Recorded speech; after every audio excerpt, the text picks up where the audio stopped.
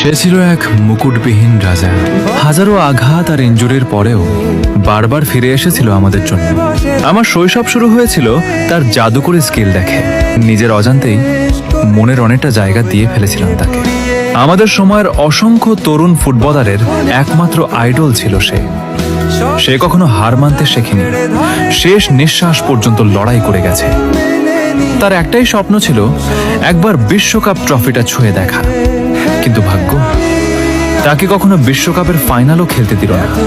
বড় ইনজুরির পর আমরা 3 বছর শুধু তার ফেরার অপেক্ষায় ছিলাম। তারপর এলো 2026 বিশ্বকাপ, আবারও ফিরেছিল আমাদের জন্য।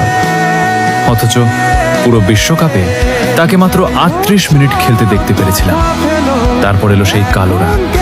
জাতীয় দলের জার্সিকে বিদায় জানালো আমাদের বস।